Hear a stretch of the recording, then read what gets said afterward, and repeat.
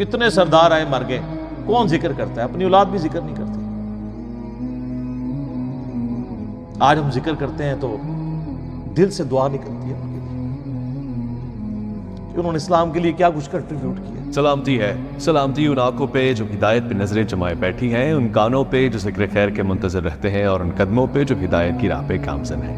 السلام علیکم ورحمۃ اللہ وبرکاتہ۔ یہ وہ آیت ہے سورہ البقرہ کی 89 نمبر آیت جو اکثر ہمارے بریلوی بھائی پیش کرتے ہیں کہ قرآن میں آیا کہ یہودی بھی نبی کے وسیلے سے دعا کیا کرتے تھے، تو وسیلہ جائز ہوتا ہے۔ ایک گل ہی کچھ اور سی، ٹھیک ہے، وہ مستقل علاقے میں موجود ہے کہ وہ یہ دعا کرتے تھے اللہ اس نبی کو جلدی جلدی بھیج تاکہ ہم اس کے ساتھ۔ تو وہ جو اللہ کہہ رہا ہے نا کہ پہلے تو تم اس نبی کے ذریعے سے جنگوں میں فتح مانگا کرتے تھے، مراد یہ کہ کہتے تھے کہ جنگ میں فتح ہوگی جب یہ میرے پیغمبر آئیں گے، اب جب آئے تو انکاری ہو گئے۔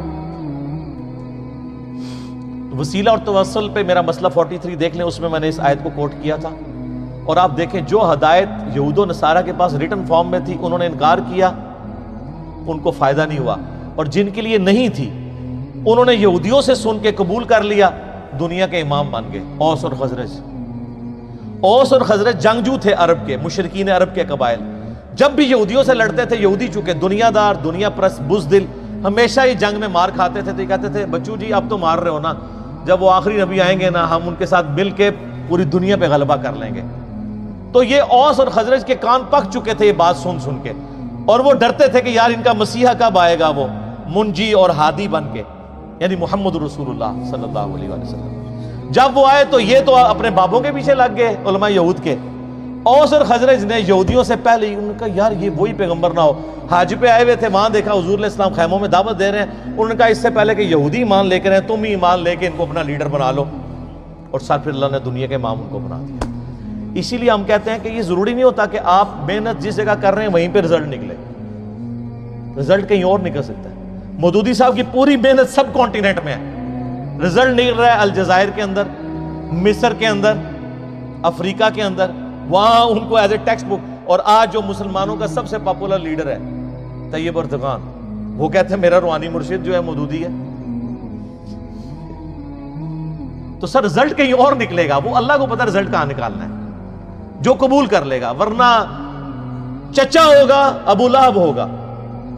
اور بلال حبشہ سے آیا ہوا ہے جس کے بارے میں بخاری میں آتا ہے سیدنا بلال، سیدنا عمر کہتے تھے ابو بکر ہمارے سید ہیں جس نے ہمارے سید بلال کو آزاد کروایا، رضی اللہ عنہم اجمعین وعلیہم السلام اجمعین۔ تو جو محنت کرے گا میرے بھائی اس کو ہی رزلٹ ملے گا۔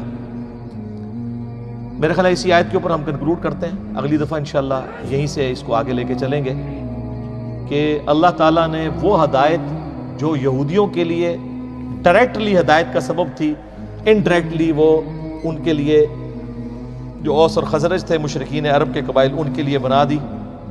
تو آپ دیکھ لیں سر پھر وہ کیسے اوپر گئے ہیں، نبی علیہ السلام کا کیسا انہوں نے ساتھ دیا ہے۔ مہاجرین تو میرے بھائی 125 تھے، باقی تو سارے انصار مدینہ تھے۔ انصار مدینہ اوس اور خزرج تھے، اوس کے سردار تھے سیدنا سعد ابن معاذ، اور خزرج کے سیدنا سعد ابن عبادہ رضی اللہ عنہما وعلیہم السلام۔ 155 اصحاب صفا جن کا کوئی سورس آف انکم نہیں تھا، روزانہ ان کا 2 وقت کا کھانا سعد ابن عبادہ کے گھر سے جاتا تھا۔ پوری امت پہ احسان ہے ان کا۔ سعد ابن معاذ سب سے وہ جس کو کہتے ہیں نا تیز مزاج کے اور جنگجو آدمی تھے، اور انہی کی محنتوں سے اللہ تعالیٰ نے مسلمانوں کو فتح دی۔ بدر کے اندر، احد کے اندر، خندق پہ ان کو آپ کو پتہ تیر لگا، بخاری مسلم میں آتا ہے۔ تو انہوں نے وہاں دعا کی کہ اے اللہ اگر اب مشرکین عرب حضور پہ حملہ نہیں کرنے والے اور حضور کو غلبہ ہی نصیب ہوگا تو اسی زخم کو جاری کر دے اور مجھے اسی سے شہید کر دے۔ اور بخاری مسلم میں آتا ہے کہ وہ ایک چھوٹا سا زخم تھا، وہ جاری ہوا، رگ ان کی اتنا خون نکل گیا کہ وہ پھر شہید ہو گئے، کیونکہ اس وقت میں نبی علیہ السلام نے فرما دیا تھا کہ اب تم مشرکین عرب پہ حملہ کرو گے۔ خندق کے بعد ان کی کمر ٹوٹ چکی ہے، اور یہی دیکھیں صلح حدیبیہ ہوئی اس کے بعد، اور اس کے بعد پھر فتح مکہ ہو گئی۔ ٹھیک ہے، تو وہ دنیا سے یعنی اپنی ایفرٹ پٹ کر کے چلے گئے، بعد کے لوگوں نے اس کا اجر ضرور دنیا میں کھایا، لیکن اللہ کے حضور ان کا جو مقام ہے وہ اپنی جگہ موجود ہے۔ کتنے سردار آئے مر گئے، کون ذکر کرتا ہے؟ اپنی اولاد بھی ذکر نہیں کرتی۔ آج ہم ذکر کرتے ہیں تو دل سے دعا نکلتی ہے کہ انہوں نے اسلام کے لیے کیا کچھ کنٹریبیوٹ کیا. اللہ تعالیٰ سے دعا ہے جو حق بات میں نے کہی اللہ تعالیٰ ہمارے دلوں میں راسخ فرمائے. اگر جذبات میں میرے منہ سے کوئی غلط بات نکل گئی اللہ تعالیٰ ہمیں معاف کر دے, ہمارے دلوں سے بھی محو کر دے اسے. ہمیں کتاب و سنت کی تعلیمات پر عمل کر کے دوسرے بھائیوں تک پہنچانے کی توفیق عطا فرمائے. اللہم صلی علی محمد وعلی آل محمد کما صلیت علی ابراہیم وعلی آل ابراہیم انک حمید مجید. اللہم بارک علی محمد وعلی آل محمد کما بارکت علی ابراہیم وعلی آل ابراہیم انک حمید مجید. سبحانک اللہم وبحمدک اشہد ان لا الہ الا انت استغفرک واتوب الیک وما علینا الا البلاغ المبین. جزاکم اللہ خیرا واحسن الجزاء.